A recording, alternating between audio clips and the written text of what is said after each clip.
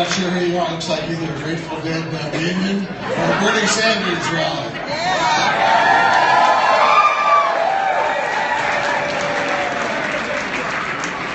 I'm State Senator Tick Segerlund, and I've been asked to introduce Bernie. I'm also a strong supporter of his and look forward to working with him in the next 8 months before our caucus. For those of you who aren't familiar, Nevada is one of the 4 early states. We'll have our presidential caucus next February, and we're going to have people like you go out and find 10 of your friends, bring them to your precinct meeting, and have real democracy in action. It is so much fun. So for the next 8 months, you're going to have a lot of work to do, but you're going to be working for a candidate who's absolutely fantastic.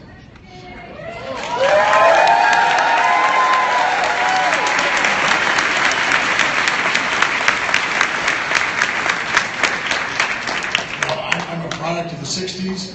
I see a lot of you out here that look like you probably are products of the 60s too. But I also see a lot of you that are probably products of the 2000s, the millennials. And I see a time when the millennials in the 60s are kind of coming together with new energy and a vision. And that vision says basically we need to go back to where we were. We used to be able to be proud to be liberals. We're liberals and we are proud to be liberals.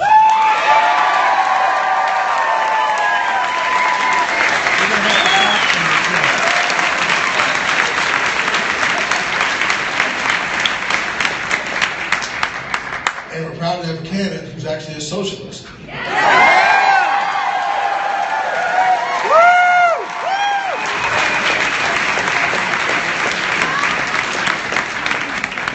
I told the senator it wouldn't be long, but just let me say one thing.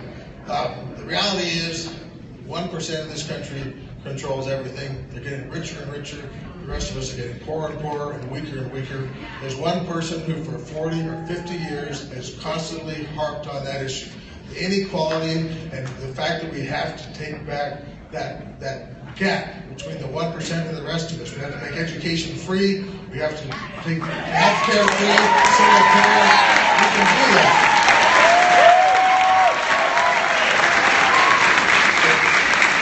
And that person is Bernie Sanders. You, like I, have heard him. He resonates with you. So please give Senator Sanders a great welcome.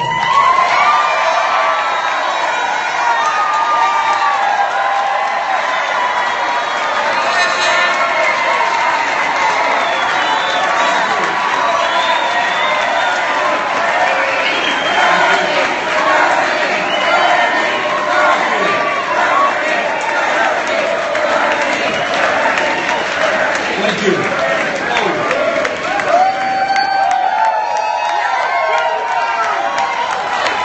What a great turnout. Thank you.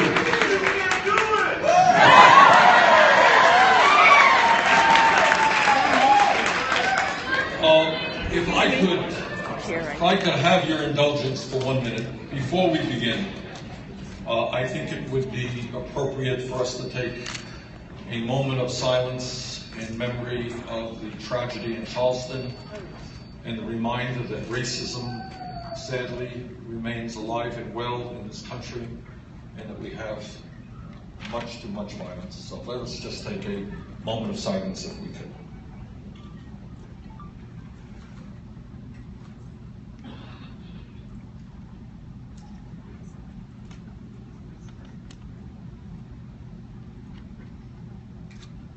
Thank you very much. What this campaign is about is not about Bernie Sanders. It's not about Hillary Clinton, it's not about Jeb Bush, it's not about Rand Paul, and it's not about the other candidates. Let me make the radical proposition to you that this campaign is about you.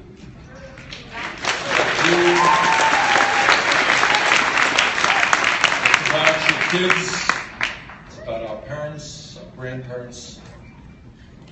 It is about having the courage to do something which is pretty hard. And that is to say very loudly and clearly that enough is enough, that this government, our country, belong to all of us and not just a handful of billionaires.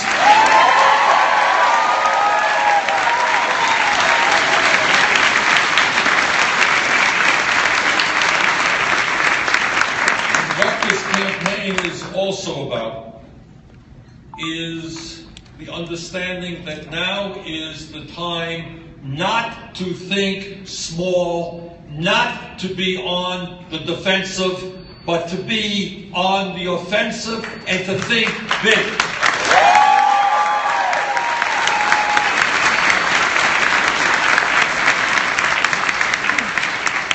What I understand, and I am quite confident that I'm the only candidate who will tell you this, is there is no president, none, not the best that you can imagine, who can solve the enormous problems facing our country.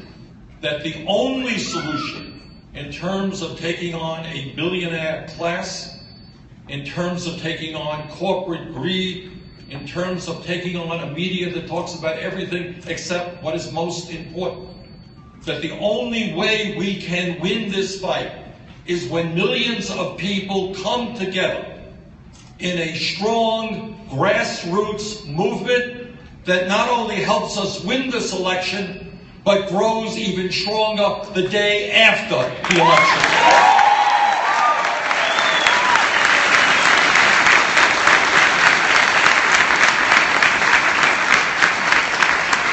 And let me give you an example of what I mean. Let me be very clear. I happen to like Barack Obama. He's a friend of mine. I think history will record that he has accomplished a whole lot against unprecedented opposition from Republicans who were determined to see him do nothing good.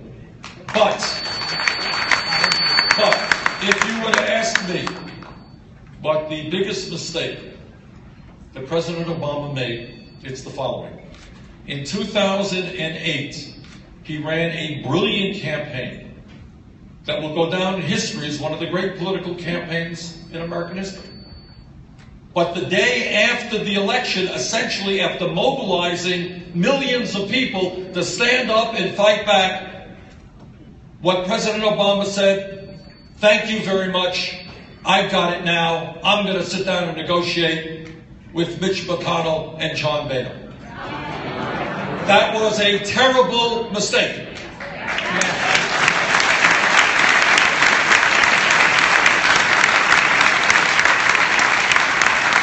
And let me be very clear, I will not make that same mistake.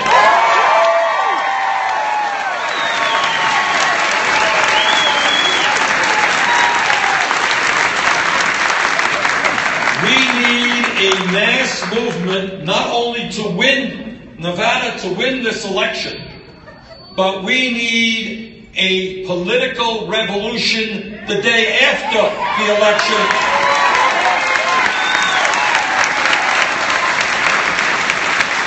Which makes it clear to the top 1% that they cannot have it all.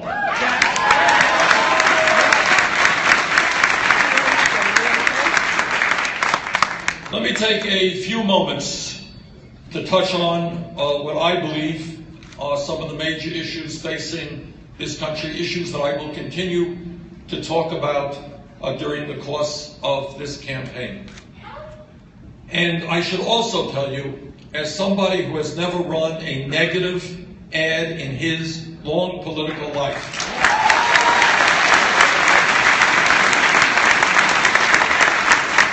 that my campaign is not going to be attacking other candidates. It is going to be talking about the issues that are most important to the American people.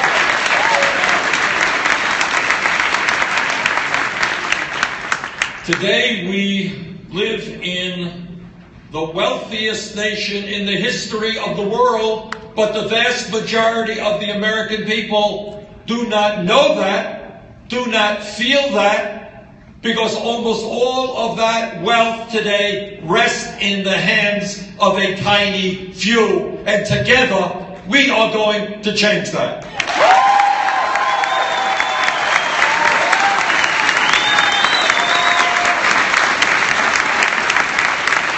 In America today, shamefully, we have more income and wealth inequality than any major industrialized nation on earth, and it is worse today than at any time since 1929.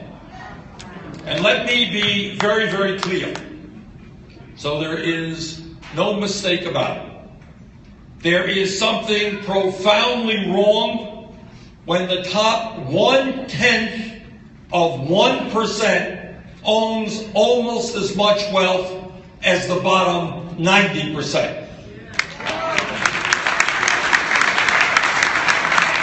There is something profoundly wrong when all over this country, in Vermont, in Nevada, all over this country, people are working longer hours for lower wages, and yet 99% of all new income since the Wall Street crash is going to the top 1%. There is something profoundly wrong when millions of our people are not only working longer hours, they're working longer hours for lower wages. We are seeing the proliferation of millionaires and billionaires, and at the same time, this nation, where some people talk about family values, has the highest rate of childhood poverty of any major country on earth. There is something profoundly wrong when one family, the Walton family of Walmart, owns more wealth than the bottom 130 million Americans. This grotesque level of inequality is immoral, it is bad economics, it is unsustainable, and it is not what the United States of America is supposed to be about.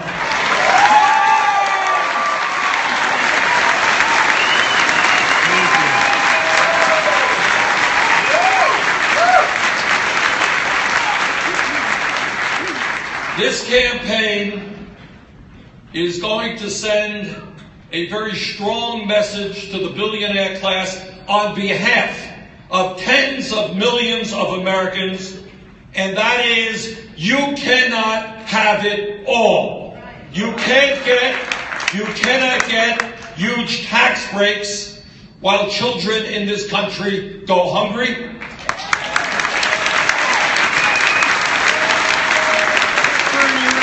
You cannot continue to send our jobs to China and other low-wage countries when millions of people in America desperately need work.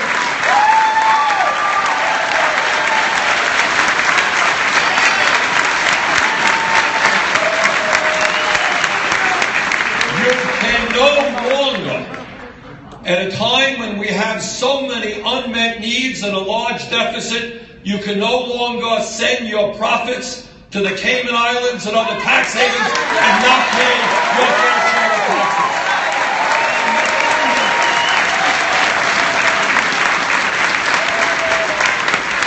What we are saying to the billionaire class is your greed, which is destroying this country, has got to end.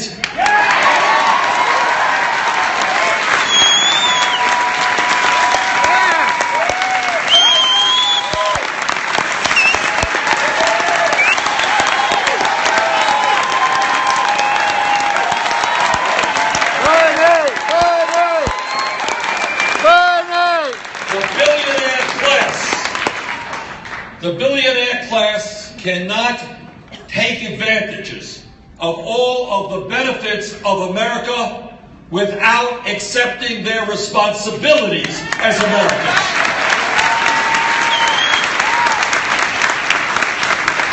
Now, brothers and sisters, this is a tough fight. We're going to win. We are going to win.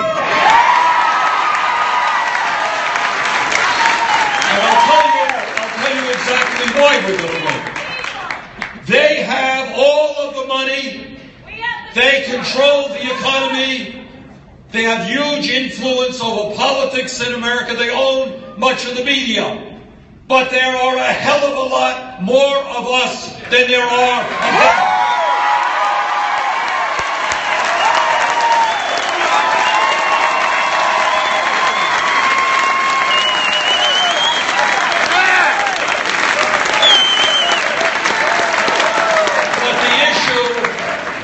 The issue is not just the grotesque level of income and wealth inequality in America. It is also the reality. And it's important that we raise these issues, because if we don't talk about them, we don't discuss them, we're not going to solve them. But it is important to point out that for the last 40 years, not 6 years, not 10 years, but 40 years, the great middle class of this country has been disappearing. Despite, and I want you all to think about this, because we don't talk about it enough. Everybody in this room knows that we have seen an explosion in technology in recent years, and that has made every or virtually every worker in America far more productive than workers that came before them.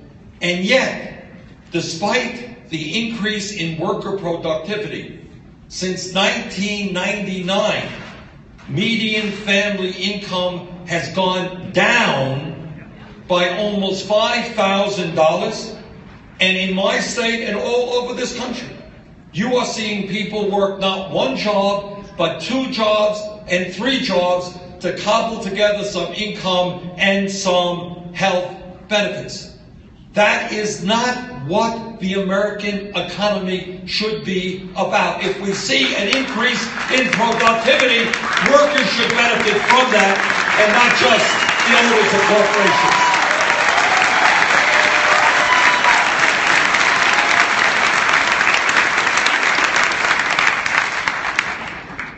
When you pick up the papers once a month, there is a story about unemployment in the country. And what that story often tells you is that official unemployment is 5.4%. But the truth of the matter is, if you look at another government statistic, which analyzes not only people unemployed, but people who have given up looking for work, people who are working part-time when they want to work full-time, real unemployment in this country is close to 11%. And let me tell you something that is even more frightening, and something we do not talk about virtually at all. According to a recent analysis of census data by the Economic Policy Institute, which is a great progressive think tank in DC, real youth unemployment in this country has reached crisis proportions. What we are looking at is real youth unemployment for white and Hispanic kids 17 through 20 at well over 30%. Youth unemployment, 17 to 20, real youth unemployment for African American kids is now over 50%. Maybe, just maybe, as a nation, we might want to be investing in jobs and education rather than more and more jails and incarceration.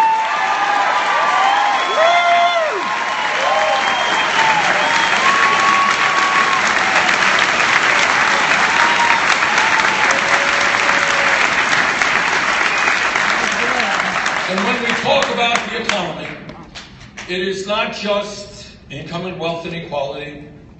It is not only the destruction of the American middle class, but an essential part of that discussion has got to be wages in America. And the fact of the matter is that one of the reasons that we have 45 million people living in poverty today, almost as many as any time in our history, has a lot to do with people who are working 40 and 50 hours a week, but because of their low wages are still living in poverty, and that has got to change.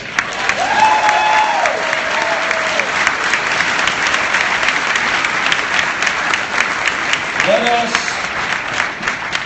be very clear. The current federal minimum wage of $7.25 an hour is a starvation wage and must be raised.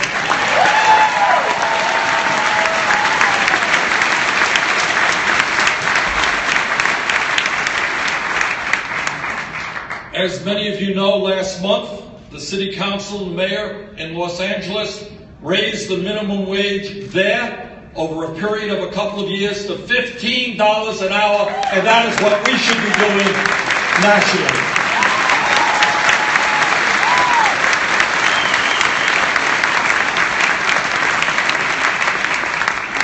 I don't think it is a terribly radical demand to say that if an American works 40 hours a week, that person does not live in poverty. And when we talk about wages, we should also appreciate not only the need to raise the minimum wage, but to provide pay equity for women workers.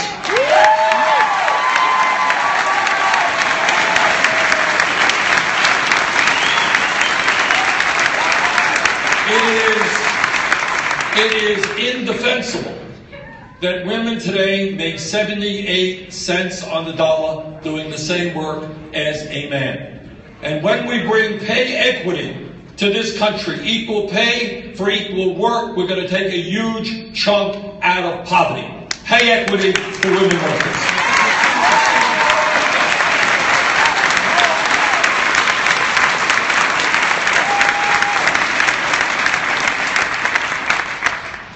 For many, many years, many of my Republican colleagues have been talking about family values. It is laughable. It really is. And you know and I know what they mean by family values. What they mean is denying a woman the right to control her own body. Unbelievably, they think a family value is denying a woman the right to get contraceptives. And they believe a family value is opposition to gay marriage and the rights of gay people to live in Israel. That's their view. That's their view of family values. Let me suggest to you a series of proposals with regard to family values that make a lot more sense than the Republican perspective. And here is what it is. Right now in America, we have and have had over years millions of women giving birth to their baby. And because those women do not have enough money to stay home and bond with their newborn baby, perhaps the most important part of what a family is about, these women, sometimes after 5 days, 7 days, are forced to go back to work. That is not a family value.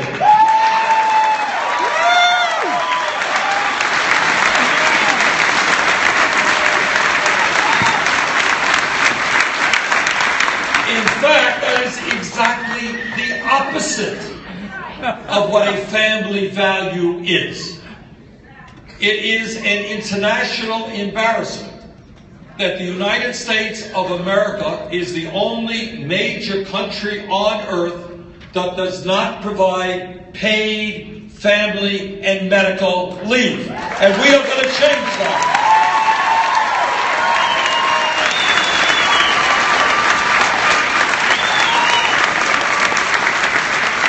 If a family has a baby, mom and dad should be able to spend some time with that newborn baby getting paid to do that.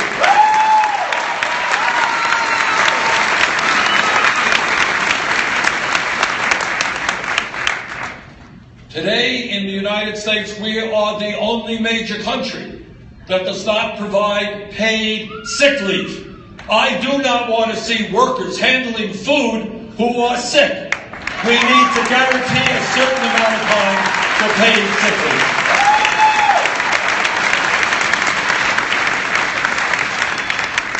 And here is something else that we almost never talk about. And that is, as a result of the collapse of the American middle class, people throughout our country are forced to work incredibly long hours. We don't talk about it. Some of you may remember a textbooks in school where you saw 100 years ago workers marching in streets throughout America. And you know what their demand was 100 years ago? They were asking for a 40-hour work week. 100 years have come and gone, and we still don't have a 40-hour work week.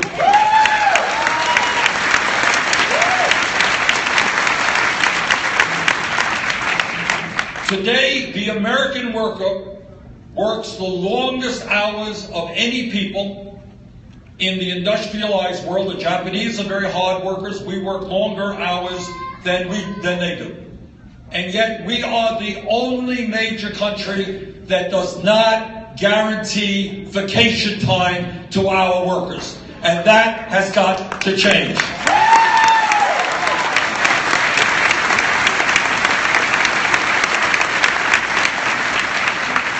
Now, when you talk to the American people, when the pollsters go out and they ask the American people, they say, well, what is on your mind?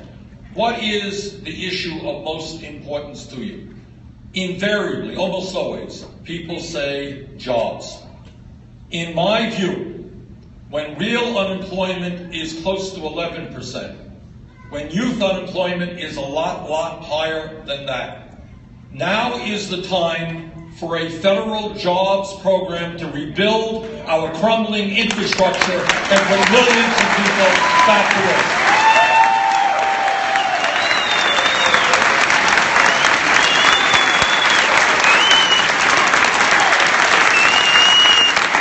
We have millions of people unemployed, and yet our roads, our bridges, our rail system, our water systems, our wastewater plants, levees and dams are falling apart. Now is the time to put our people to work rebuilding that infrastructure.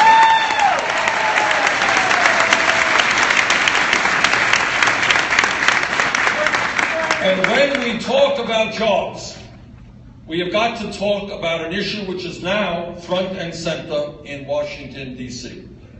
And that is the need to end our disastrous trade policies, which have cost us millions of good-paying jobs.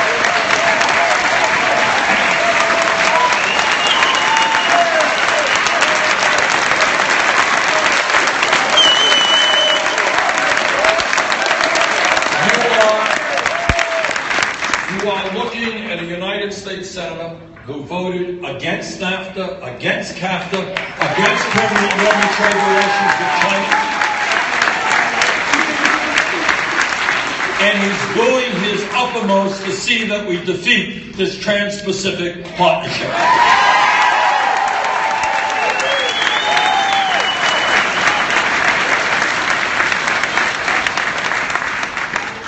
We need trade policies which create jobs in the United States of America. We need to tell corporate America that they cannot continue to shut down plants all over this country. Since 2001, we have lost some 60,000 factories, millions of decent paying jobs. Not all of that is attributable to trade, but a lot of it is. If corporate America wants us to buy their products, they better start reinvesting in America and build those products here in the United States.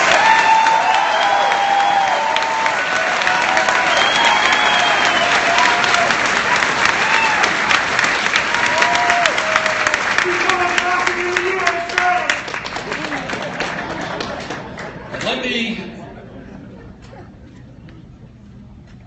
tell you that when we use words like fraud, when we use words like irresponsibility, when we use terms like illegal activity, these are just another words for Wall Street.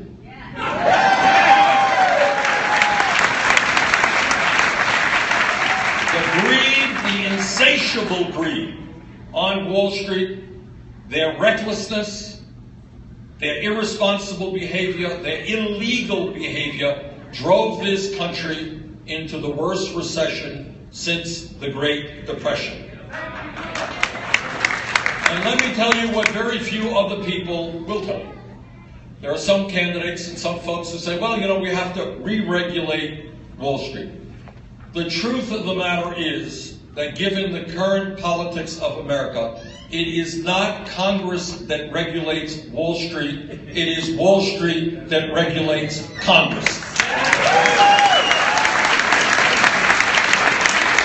If we are concerned about the power and destructive activities of Wall Street, the only solution is to break up these huge financial institutions.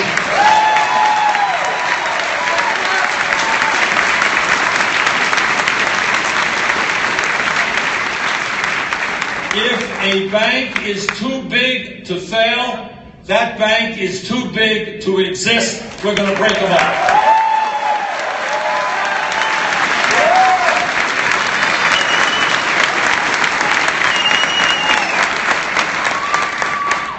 Let me touch on another issue, and talking about this issue makes me really sad. And it should make all of you sad, and all of you angry, and all of you prepared to stand up and fight back. And that is that, being as blunt as I can be, as a result of the disastrous Supreme Court decision on Citizens United, the American political system has been totally corrupted, and the foundations of American democracy are being undermined.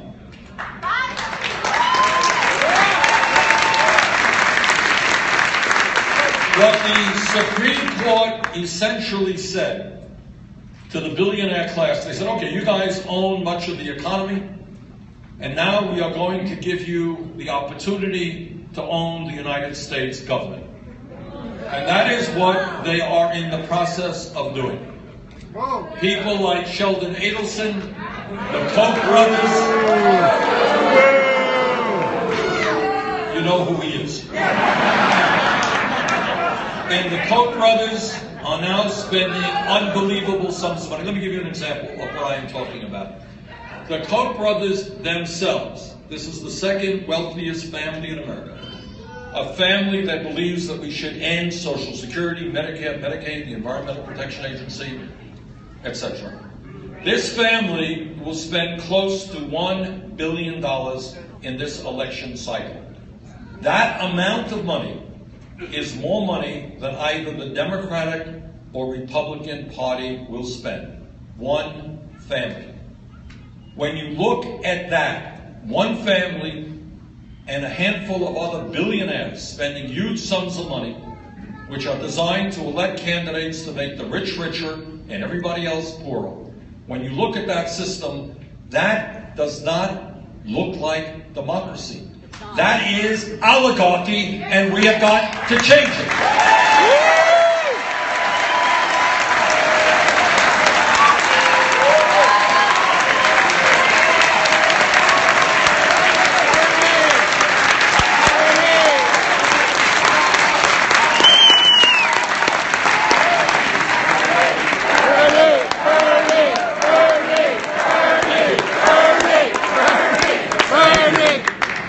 Now here's the story. Here's the story about campaign finance and Citizens United.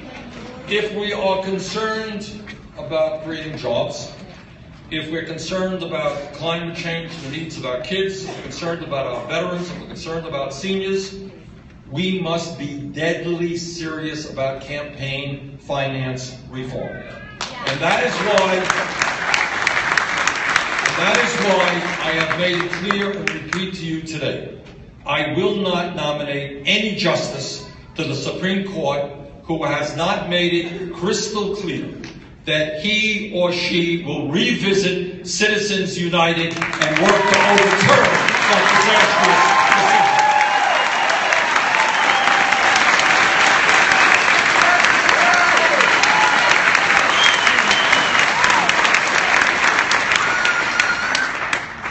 Let me touch on another issue just of huge consequence. We live, as all of you know, in a highly competitive global economy. And if we are going to succeed in that global economy, we need the best educated workforce in the world. 1,800 What we need to do is to encourage not only young people, but all people, to get all of the education they need, regardless of the income of their families. Close to 2,000 people.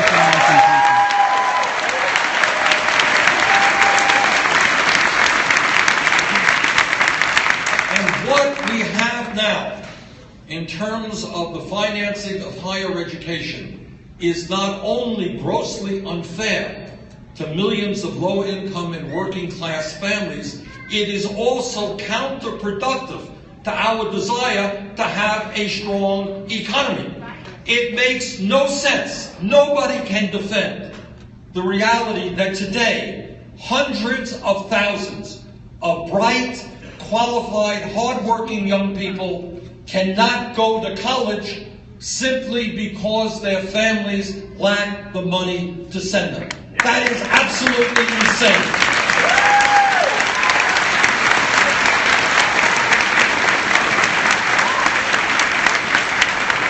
Further, it is equally crazy that we have not only young people, but middle-aged people and not so middle-aged people who are suffering under the oppressive debts that they incurred when they went to college and graduate school. And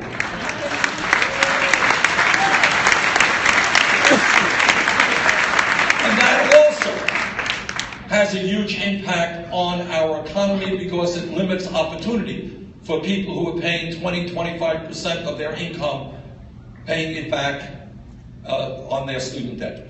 What do we do about this? Well, we do 2 or 3 very simple things. First of all, and I've introduced legislation to do this, what we say is that every public college and university in America should be tuition free.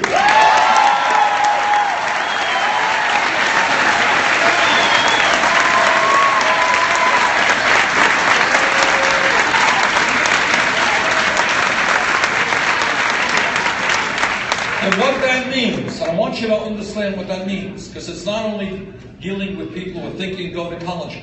This impacts kids in the 5th and 6th grade. Bright young kids who instinctively know, based on their family experience and what's happening in their neighborhood, that they're never going to make it to college no matter how hard they work. And if we open that opportunity, it will have a huge impact on education from the 1st grade through high school.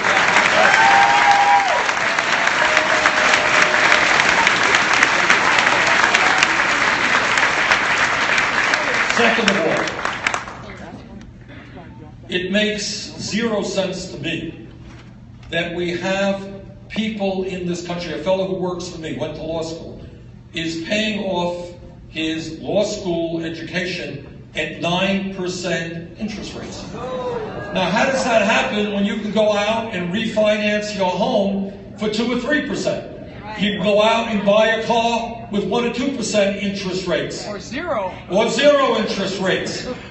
So what are we doing penalizing people for, I suppose, the crime of wanting to get a higher education? That makes no sense.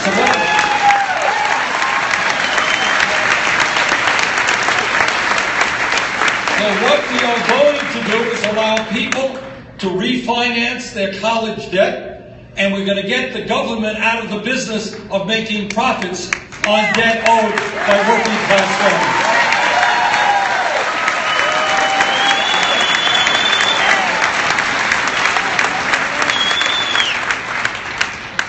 When we talk about morality, which is not talked about much in Washington, D.C.,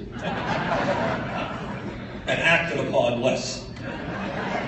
But when we talk about morality and when we talk about responsibility, I hope that everybody in this room understands, as I'm sure you do, that we have a moral responsibility to leave this country and this planet in a way that is habitable for our kids and our grandchildren.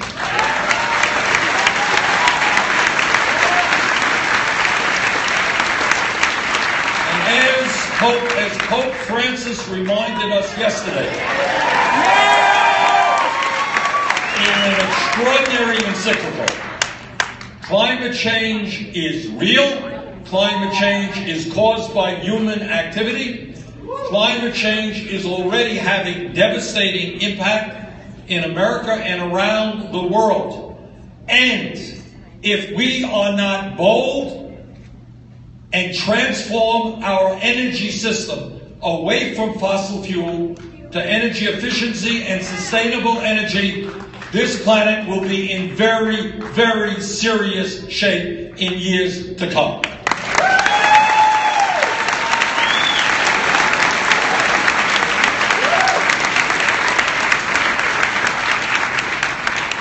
As perhaps the most progressive member of the United States Senate, I have many, many disagreements with my Republican colleagues. That goes without saying. But I will tell you that it is an international embarrassment when I hear United States senators either denying the reality of climate change or not understanding that climate change is caused by human activity. If we reject what the overwhelming majority of scientists tell us, if we reject science as we go forward in public policy, we are in very scary times. We have got to listen to the scientists. We have got to act. We have got to do everything that we can to combat climate change.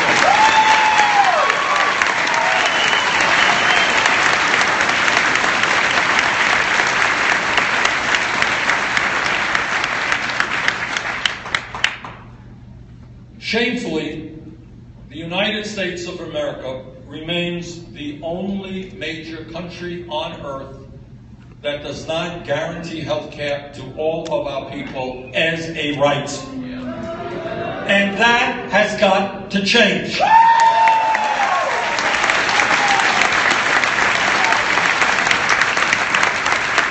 Despite the modest gains of the Affordable Care Act, we still have 35 million Americans who have no health insurance, and even more who are underinsured with large deductibles and large co-payments. We have an infant mortality rate higher than most other industrialized countries. We have a life expectancy lower than many other industrialized countries, and yet we are spending almost twice as much per capita on healthcare as do the people of any other country. The time is now for us to guarantee healthcare to all people as a right, to do it in a cost-effective way, to move toward a Medicare for all, single-payer program.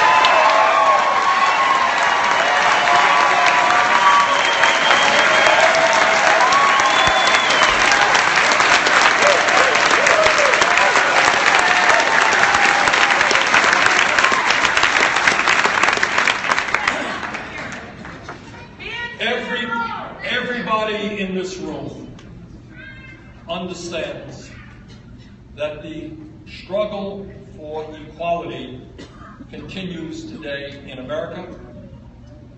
We all appreciate, and we should be proud, that as a nation we have made significant progress in civil rights, women's rights, in gay rights, and in many other areas of our life where discrimination was rampant. We have made good progress.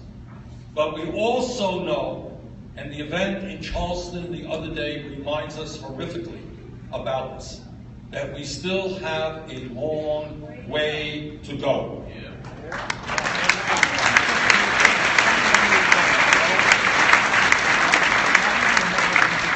From Ferguson to Baltimore to Charleston and across this nation, too many African Americans and too many other minorities find themselves subjected to a system that treats citizens who have not committed crimes as criminals.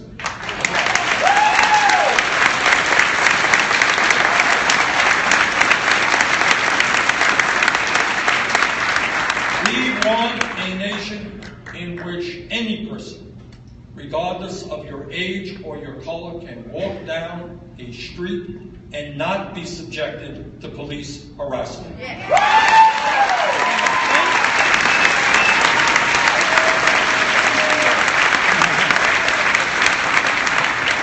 I was a mayor of a city for 8 years, and I worked very closely and helped reform our police department. Anybody who thinks that being a cop is not a very difficult job doesn't understand what it's about. It is a very, very hard job.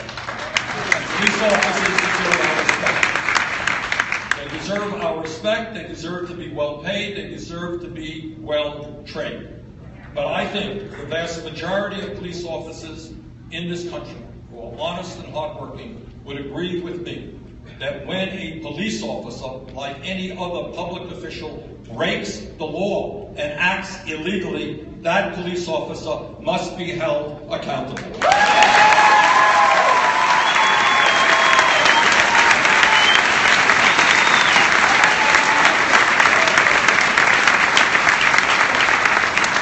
Further, as all of you know, today millions of decent, hard-working people live in our country with no hope of gaining the status to live and work here legally. Millions of people, some 11 million people in this country, vast majority of them who are working hard, playing a huge role in our economy, are living in the shadows, and that has got to end. We need to have toward citizenship.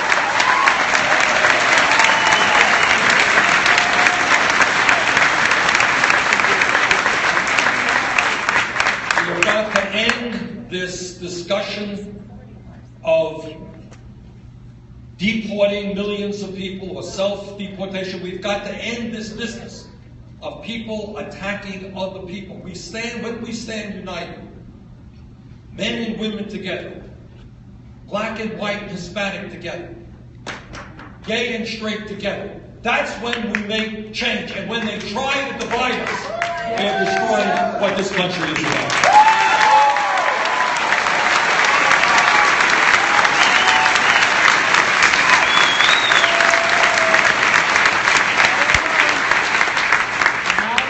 As I mentioned earlier, I am asking you to think big, not think small. The debate should not be whether we cut Social Security by 2% or 4%. The debate should be about the need to expand Social Security.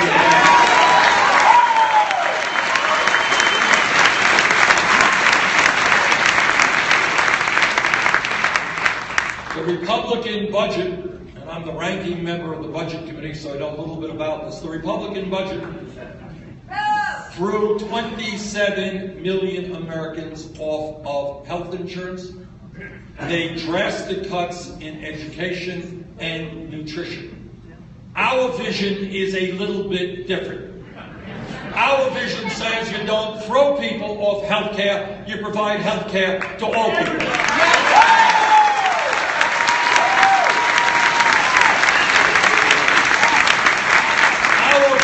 Is that you don't cut Head Start and child care, but you create universal pre-K education so that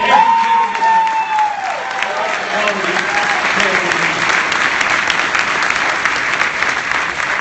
quality care. The Republican budget made massive cuts in nutrition programs. We now have in America over half of the kids in public schools are on free or reduced lunch. We have the horrific situation of elderly people in America having to choose between medicine and food. And the Republican approach to all of that is massive cuts in nutrition programs. Our view is nobody in America goes hungry.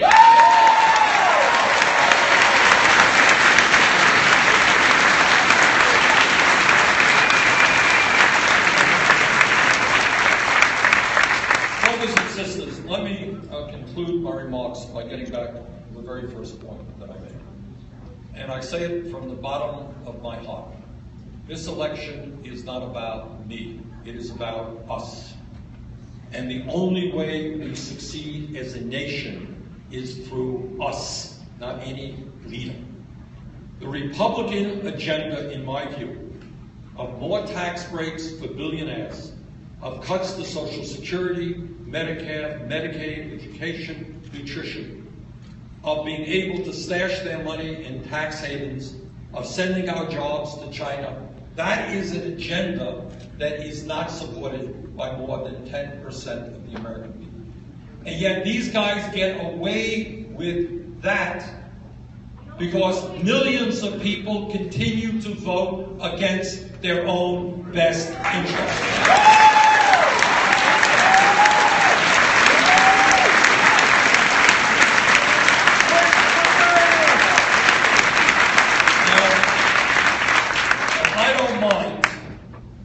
If billionaires denounce me as they do all of the time. In fact, I welcome that hatred.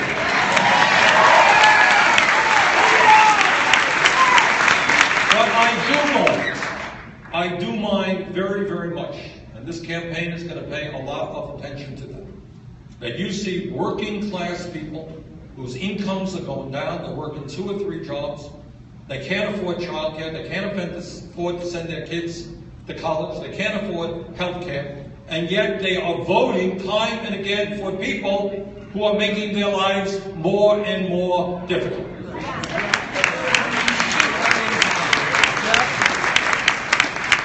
Now, the Republicans are very good at creating wedge issues, coming up with issues that will divide us.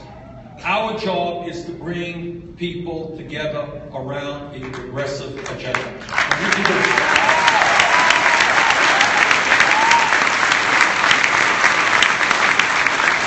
In the last election in November, where the Republicans did very well, 63% of the American people didn't vote, 80% of young people didn't vote.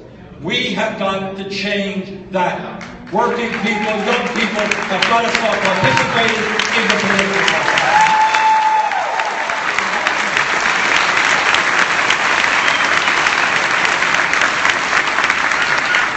So let me conclude by inviting all of you to join a political revolution. A revolution which says that when working people stand together, there is nothing that we cannot accomplish.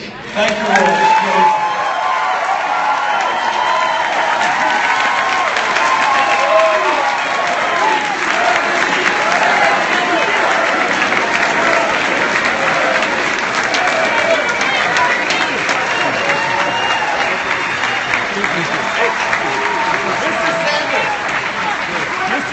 Thank you, sir. Thank you. We got this one, Bernie. Okay. Thank you. We love you, Bernie. Thank you for What I'd like to do now is just take, I've got to get going soon, but if there are a few